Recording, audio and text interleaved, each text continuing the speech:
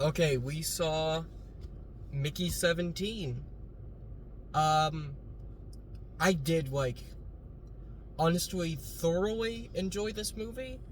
Um, a little bit more than I thought I would. I really did enjoy this movie, but let's just get straight into the review, starting with the positives, starting with you on positives.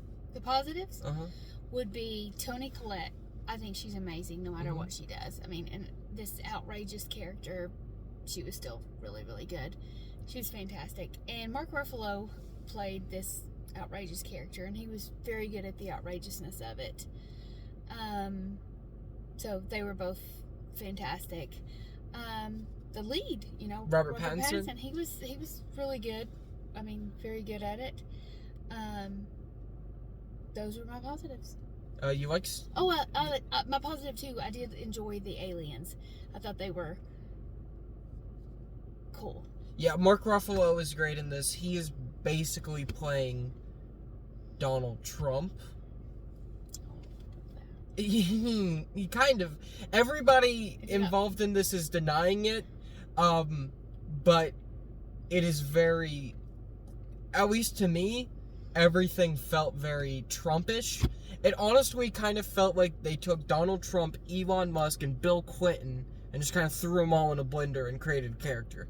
But it would have only been had he lost the election, and then he had to get on a starship and go far away to try to be dominant over those people. Yeah. Yeah. Okay.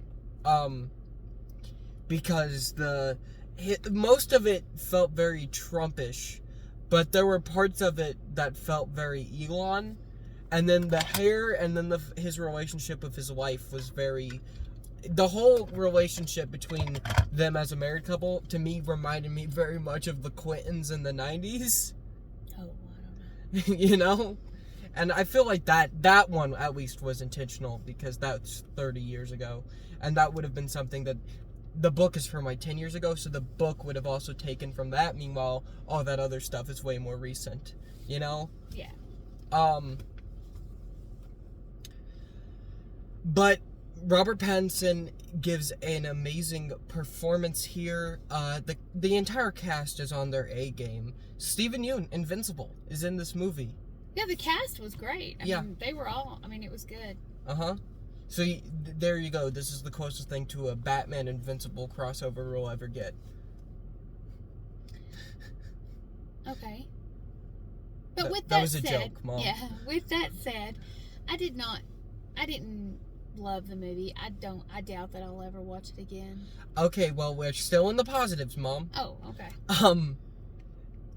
Yeah, I did really enjoy the whole idea of this movie, and everybody has heard this concept before, honestly in regular conversation with your friends, if you talk to your friends the way I do, which is, if there was a clone of yourself that was exactly like you, had all your memories, was you, but are they really you?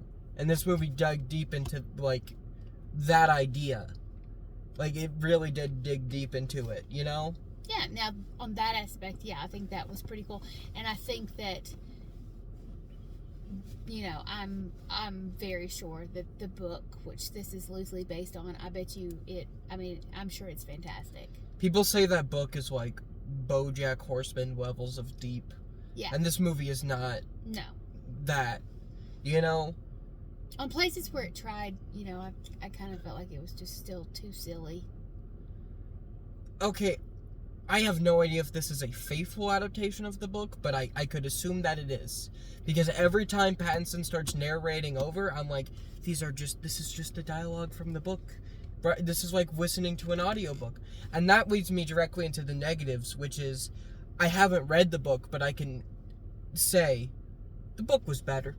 Because this movie feels like I would enjoy this story more if I was reading it than watching it, and that's not a fault of the movie, it's the fault of where this story kind of belongs, which is in a novel. I think that's exactly, I couldn't pinpoint or think what it was when I told you a couple times during the movie that I really didn't like it.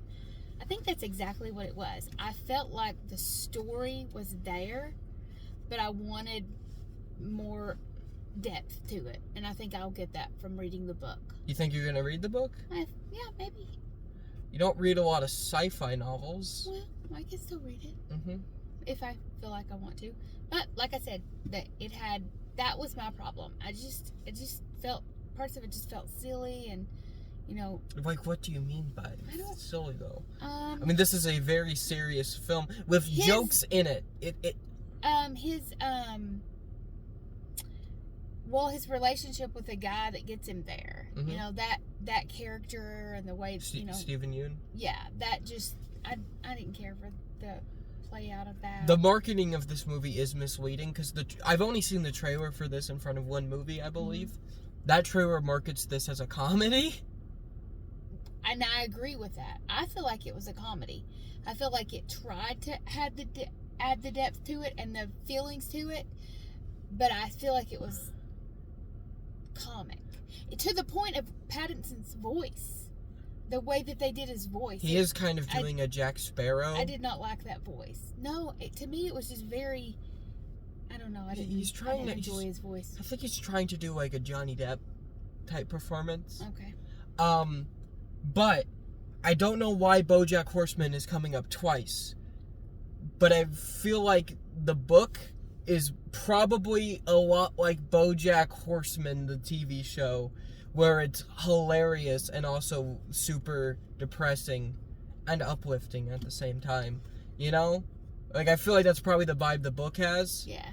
Or like in BoJack Horseman, there's like an insanely funny line that was worse than like 100 9/11s, which is now saying that has made it into my regular vocabulary. And in that same show, there are like Shakespeare lines that I also say a lot, but when I'm depressed. And that is probably the vibe the book has. Wouldn't you assume? I would assume. Okay, so that's positives and the negatives. Uh-huh. Okay, let's talk about the trailers we got before the movie. Okay. For some reason, even though this is not a horror film in the slightest, we got know. so many horror trailers. I know. Like, what the fuck? Like, that really didn't... That didn't make any sense. And one of the 3 horror trailers is actually one that looks pretty good that I think I would like to watch. Yeah. So Novocaine was the first trailer, which is honestly more in line with what this is. Yeah, an action. But they also play Novocaine. Like, that's a trailer that I am now getting in front of everything because it'll play in front of both an action movie and a horror movie.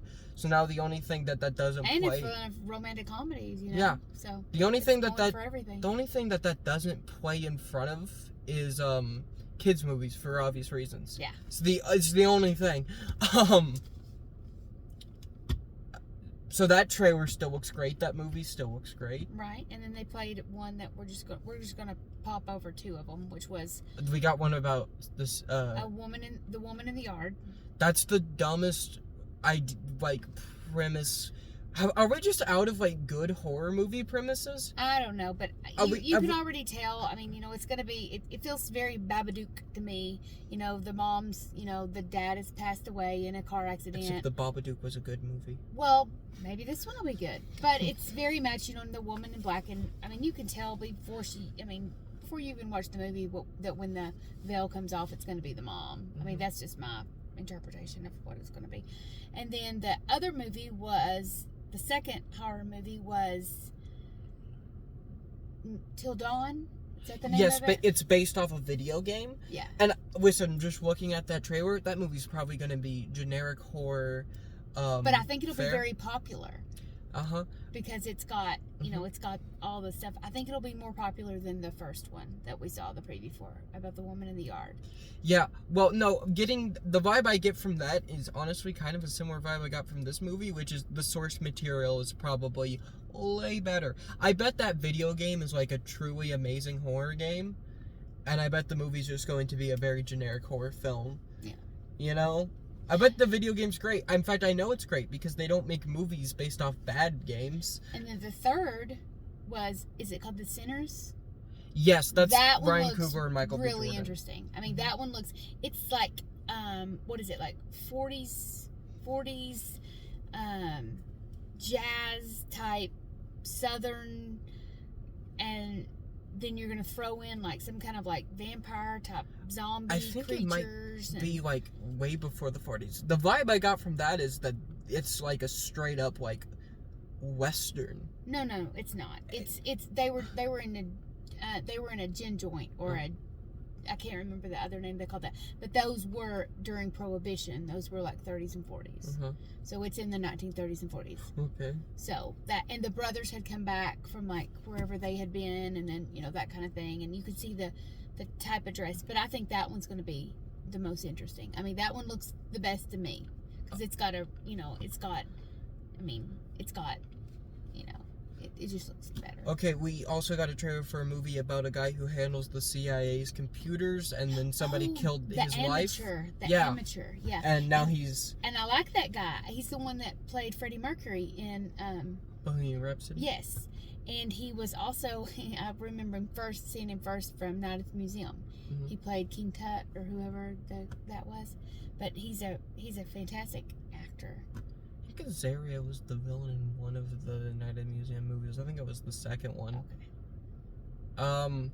And Robin Williams is Teddy Roosevelt in those. Yep, those are good movies. Okay. This was kind of a rambling... no, there was a couple other... Jurassic World Rebirth. Oh, yeah. Yeah. Does that look good at all? I don't know. It's a Jurassic Park, Jurassic World. At some point, I'm sure we'll watch it. Robert De Niro mafia movie based off a true story this time. Yeah, that didn't look at all. It looks like a modern day De Niro movie. It's just, Yeah. He doesn't make movies like Taxi Driver and The Godfather Part 2 anymore, except when he's in Joker, which is honestly kind of just a remake of Taxi Driver, but this time he's got clown makeup on. Okay. And now he does movies like Dirty Grandpa. Those are, and even that's from 10 years ago now. De Niro fell off. I'm definitely not the first person to say it. To say De Niro fell off as soon as the 1970s ended. Okay. And he's still an actor in movies today, but he fell off after 1979. So, Yeah, I just have no respect for the guy since he said that his son's autism was caused by vaccines. Yeah. So, I don't like him just because of that. Mm-hmm. So, it's hard to watch things with him. A lot of people don't like him anymore because he endorsed somebody that wasn't Trump last election. Now a lot of people are mad at him about that. Oh, well. So there are people mad at him from both the left and the right side of the political spectrum. Yeah. Meaning, De Niro, you are what we like to call an independent. That's his political party. I think we can all agree on that. Okay. Anyway. Okay, final grade. I'm going to say A-. And I'm going to say a C. Really? Yeah, it was very average, very one-time watch for me. Uh-huh. That's it. Okay.